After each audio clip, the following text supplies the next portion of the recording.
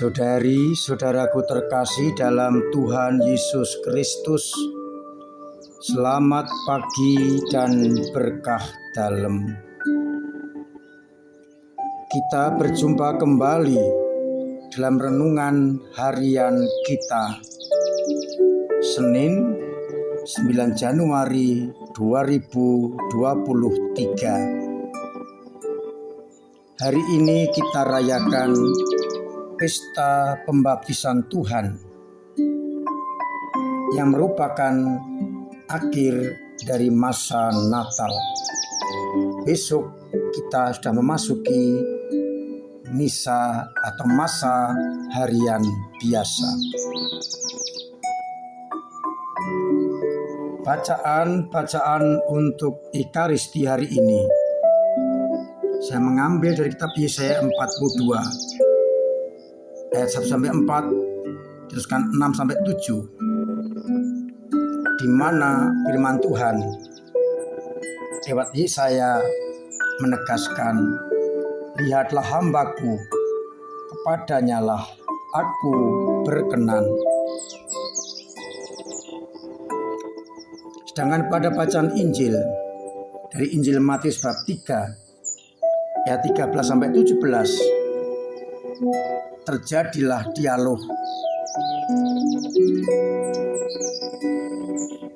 antara Yesus dan Yohanes. Ketika Yesus minta untuk dibaptis, Yohanes menolak, tapi kemudian menyetujui agar genaplah nubuat para nabi. Demikian pula ketika Yesus dibaptis, setelah itu turunlah roh seperti burung merpati kepadanya, dan terdengarlah suara Bapa, inilah anakku yang kukasihi, kepadanya lah aku berkenan. Saudari-saudaraku terkasih dalam Tuhan Yesus Kristus, kita semua tahu baptisan Yohanes adalah baptisan pertobatan dari dosa-dosa menuju kesucian hidup.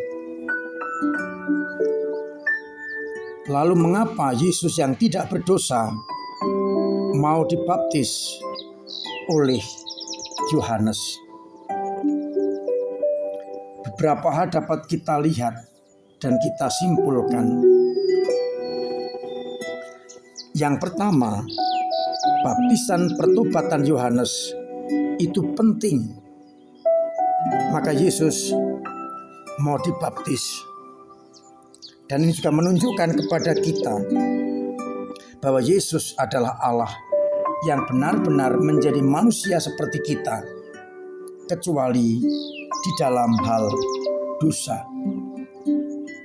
Yang menegaskan kepada manusia bahwa baptisan Yohanes itu penting dan perlu, baptisan pertobatan.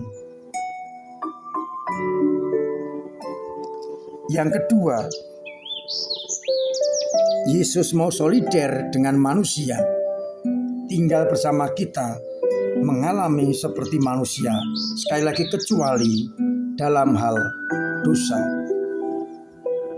Maka selain baptisan Yohanes penting, Yesus mau solider dengan manusia dengan tetap mau dibaptis. Dan yang ketiga, Yesus dan Yohanes menggenapi nubuat para nabi. Atau dikatakan sepatutnya kita menggenapi seluruh kehendak Allah. Itu berarti tindakan pembaptisan merupakan kepenuhan kehendak Allah.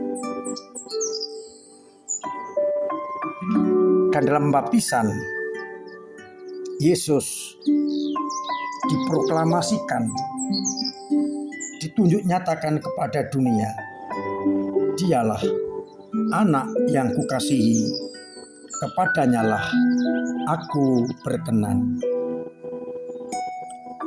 Saudari-saudaraku terkasih dalam Kristus, marilah kita lihat beberapa hal yang bisa kita renungkan dari makna pembaptisan Yesus. Yang pertama, Yesus menilai pembaptisan pertobatan itu penting dan perlu. Maka kita menerima juga baptisan itu dari dosa menjadi anak-anak Allah.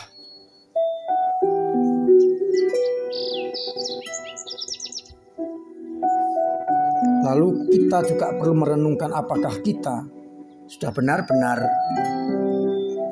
menghayati baptisan itu yang mengubah kita dari manusia lama menjadi anak-anak Allah. Yang kedua, Yesus solidar dengan kita menjadi manusia kecuali dalam hal dosa. Yesus bukanlah hanya khayalan, tapi Allah yang benar-benar menjadi manusia, solidar agar kita bisa erat berhubungan dengan Yesus. Allah yang menjadi manusia dan tinggal di antara kita. Itu berarti Yesus ingin merasakan kemanusiaan kita. Bagaimana kita menanggapi Allah yang berkenan tinggal bersama dengan kita. Yang ketiga,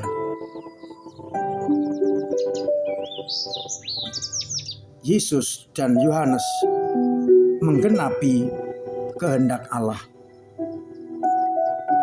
Apa yang dinubuatkan para nabi dan dikehendaki Allah digenapi oleh Yesus dan Yohanes. Dengan Yesus mau dibaptis di Sungai Yordan, maka pembaptisan pertama-tama bukan seremonial, tapi menggenapi kehendak Allah. Dan kita tahu justru karena itulah Yesus berkenan kepada Bapa, karena ia juga menegaskan kepada kita, makananku ialah melaksanakan kehendak Allah atau kehendak Bapa.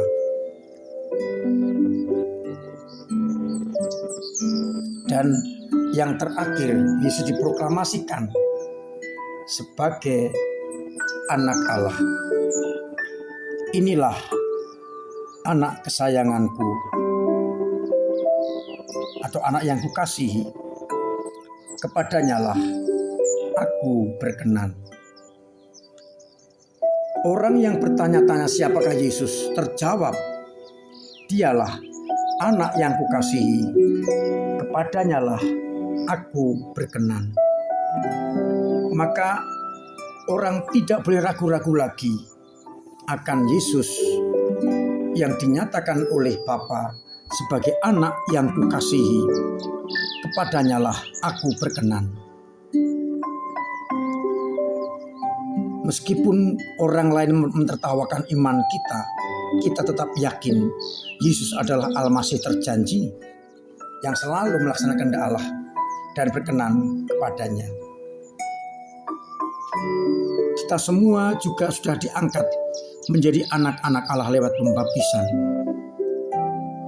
Pertanyaan yang bisa kita renungkan juga, apakah hidupku, karyaku selalu berkenan kepada Allah sehingga kita dikasih Allah?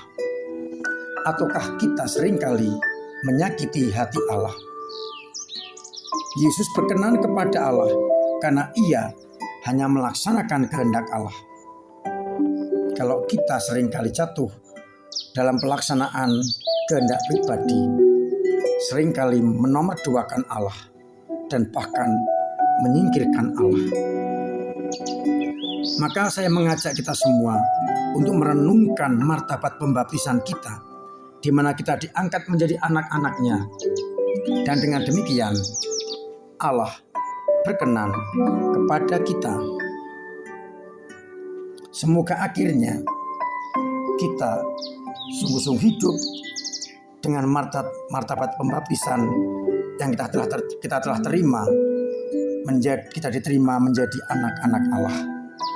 dan konsekuensinya adalah hidup sesuai dengan martabat baptisan yang kita terima.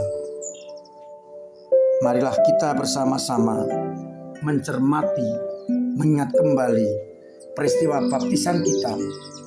Kalau kita baptis bayi, peristiwa diceritakan oleh orang tua kita, bagaimana sukacita semua orang atas pembaptisan yang telah kita terima.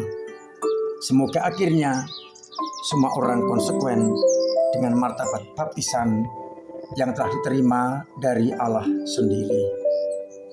Tuhan memberkati kita sekalian. Amin. Marilah kita berdoa.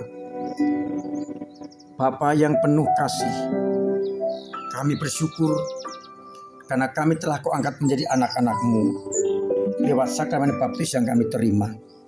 Namun tak jarang kami kurang konsekuen dengan martabat itu. Maka bantulah kami untuk hidup sesuai dengan martabat pembaptisan yang telah kami terima, agar akhirnya martabat itu tidak sia-sia, melainkan membantu kami untuk sampai kepada hidup yang kekal. Kuatkanlah kami bila kami lemah, angkatlah kami bila kami jatuh, agar hidup sesuai dengan martabat pembaptisan yang boleh kami terima. Bapa, kami berdoa untuk umat-Mu yang sedang sakit. Semoga Engkau sembuhkan. Yang punya beban berat Engkau ringankan. Yang punya kesulitan Engkau urai. Yang punya kesulitan ekonomi Engkau bantu sesamanya. Dan juga umat-Mu yang kena musibah banjir, Engkau tolong lewat orang-orang yang peduli. Semoga karena campur tangan-Mu, umat-Mu mendapatkan sukacita dan boleh hidup sesuai dengan martabat yang ia terima sebagai anak-anak-Mu. Saya masih berdoa untuk Nawanto. Semoga tetap Engkau jaga, Engkau bimbing, Engkau bantu, Engkau ringankan sakitnya, agar ia boleh dan mau untuk terus berupaya mencari kesembuhan. Kuatkanlah hatinya, tapakanlah dan bersemangat untuk terus mencari yang terbaik, yakni kesembuhan dirinya. Dan semoga Engkau berkenan senantiasa memberkati kami semua dalam nama Bapa dan Putera dan Roh Kudus. Amin. Saudara-saudaraku terkasih, saya tetap mengingatkan agar kita menjaga kesehatan, mengikuti protokol dengan benar, pakai masker kalau di luar ruangan,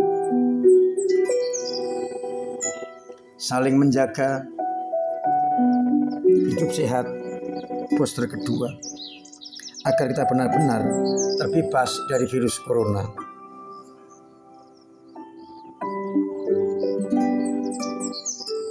Terima kasih untuk segala upaya kita membantu sesama kita lewat gereja dengan bantuan korban bencana banjir, baik berupa dana, tenaga, maupun juga barang-barang. Beberapa umat kita masih mengalami kebanjiran, ada mengungsi di gereja, ada yang juga mengungsi ke tempat lain. Semoga banyak orang, kita semua tergugah untuk membantu mereka dengan cara kita masing-masing. Semoga mereka akhirnya tetap mengalami kasih setia Bapa.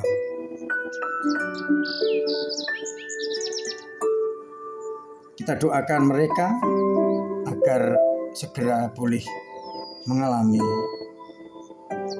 surut dari banjir itu dan boleh kembali ke rumah masing-masing.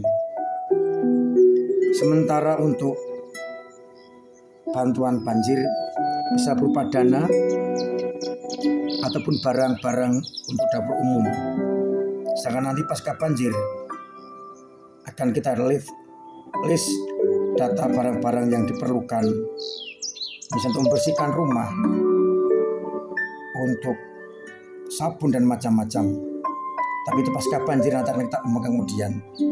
Namun pengumpulan berupa dana bisa mulai dari sekarang dengan transfer, dengan langsung, ataupun dengan cara amplop dimasukkan dalam kotak persembahan ditulisi dana banjir.